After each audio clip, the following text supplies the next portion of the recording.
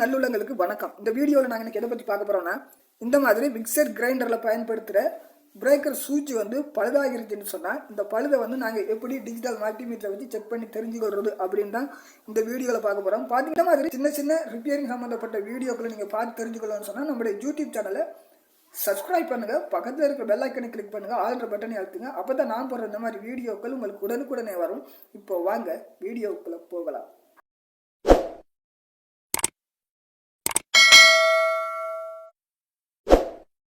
இப்போ பார்த்தீங்கன்னா நண்பர்களே, இந்த வீடியோவில் நாங்கள் எதை பற்றி பார்க்க போகிறோம்னு சொன்னால், இந்த மாதிரி மிக்சர் கிரைண்டரில் வந்து நம்மளுக்கு பவர் ஒன்றாகலை அப்படின்னு சொன்னால் பார்த்தீங்கன்னா இந்த மாதிரி ஒரு இடத்துல பார்த்தீங்கன்னு சொன்னால் இந்த மாதிரி ஒரு பிரேக்கர் சுவிட்ச் ஒன்று கொடுத்துருப்பாங்க. இந்த பிரேக்கர் சுவிட்ச் வந்து பழுதாகிருச்சுன்னு சொன்னால் நம்மளுக்கு இந்த மிக்சர் கிரைண்டர் வந்து பவர் ஒன்றாகி வேலை செய்யாது.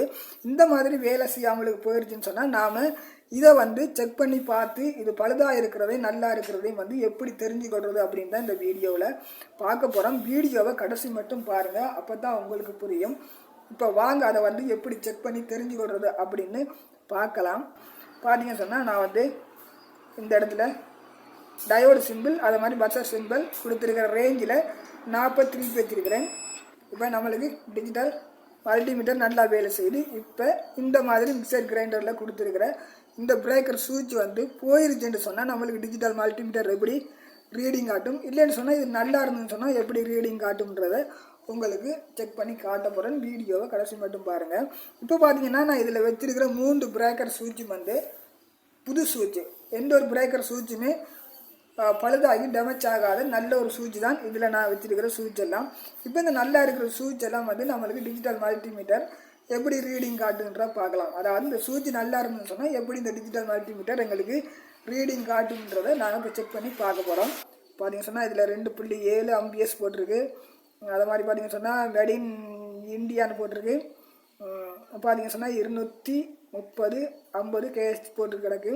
இப்போ வந்து இந்த சுவிட்ச் வந்து நல்லா இருக்குதா இல்லையான்றதை எப்படி செக் பண்ணி பார்க்கலான்னு பார்த்தீங்கன்னு சொன்னால் டிஜிட்டல் மல்டிமீட்டர் நல்லா வேலை செய்யுது. பிரேக்கர்ன்ற இந்த இடத்துல இந்த ப்ரோப்பையும்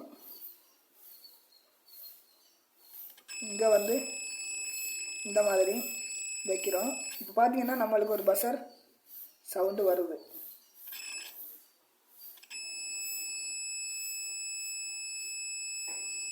இந்த மாதிரி ஒரு பஸ்ஸர் சவுண்டு வருது. மறுபடியும் வைக்கிறேன் பாருங்கள், ஒரு பஸ்ஸர் சவுண்டு வருது.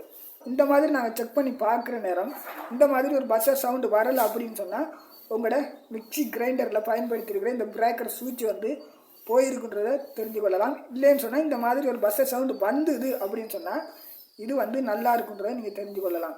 இப்போ வந்து பார்த்தீங்கன்னு சொன்னால் நாங்கள் பயன்படுத்துகிற இந்த மாதிரி மிக்சர் கிரைண்டரில் பார்த்தீங்கன்னு சொன்னால் கூடுதலாவது நம்மளுக்கு டக்குன்னு போகிறது வந்து இந்த மாதிரி பிரேக்கர் சுவிட்ச். பார்த்தீங்கன்னா இமேஜில் காட்டுன்னு பாருங்கள், இந்த மாதிரி இடத்துல வந்து நம்மளுக்கு இந்த மாதிரி இடத்துல நம்மளுக்கு வந்து இந்த பிரேக்கர் சுவிட்ச் கொடுத்துருப்பாங்க.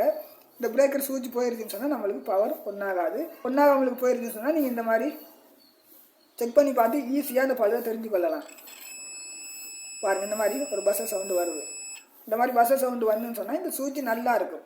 இந்த மாதிரி ஒரு பஸ்ஸர் சவுண்டு வரலன்னு சொன்னால் நீங்கள் தெரிஞ்சு கொள்ளலாம் இந்த பிரேக்கர் சுவிட்ச் போயிருச்சு அப்படின்றத தெரிஞ்சு கொள்ளலாம். இந்த மாதிரி நான் இன்னொரு பிரேக்கர் சுவிட்ச் எடுத்து செக் பண்ணி பார்க்குறேன். பாருங்கள், எங்களுக்கு ஒரு பஸ்ஸர் சவுண்டு வரணும். அப்படி இல்லைன்னு சொன்னால் இந்த மாதிரி ஒரு ரீடிங் காட்டணும். பாருங்கள், அதுக்கு பஸ்ஸர் சவுண்டு வந்தது, இதுக்கு வந்து இந்த மாதிரி ரீடிங் காட்டுது. நல்லா இருக்குது. இந்த மாதிரி நம்மளுக்கு ரீடிங் காட்டணும், வந்து பஸ்ஸர் சவுண்டு வரணும். அப்படி இல்லைன்னு சொன்னால் இந்த மாதிரி ஒரு ரீடிங் இலக்கத்தில் காட்டும்.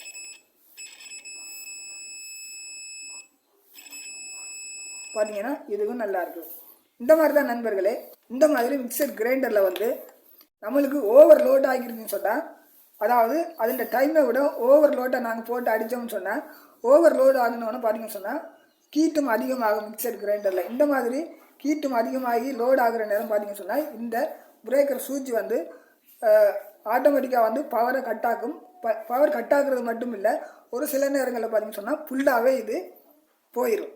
இந்த மாதிரி போயிருச்சுன்னு சொன்னால் நாம் இந்த மாதிரி புதுசாக வந்து ஒரு பிரேக்கர் சுவிட்சை மாற்றிட்டோம்னு சொன்னால் இந்த மிக்சர் கிரைண்டர் பழுதை வந்து நாம் சரி செய்ய முடியும். நல்ல நண்பர்களே, இந்த வீடியோ வந்து உங்களுக்கு ஏதோ ஒரு வகையில் பிடிச்சிருந்துன்னு சொன்னால் லைக் பண்ணுங்கள், ஷேர் பண்ணுங்கள், சப்ஸ்கிரைப் பண்ணுங்கள், பக்கத்தில் இருக்க பெல் ஐக்கனை கிளிக் பண்ணுங்கள், ஆல்ன்ற பட்டனை அழுத்துங்க. அப்போ தான் நான் போகிற இந்த மாதிரி வீடியோக்கள் உங்களுக்கு உடனுக்குடனே வரும். நல்ல நண்பர்களே, அடுத்த வீடியோவில் சந்திக்கலாம். நன்றி, வணக்கம்.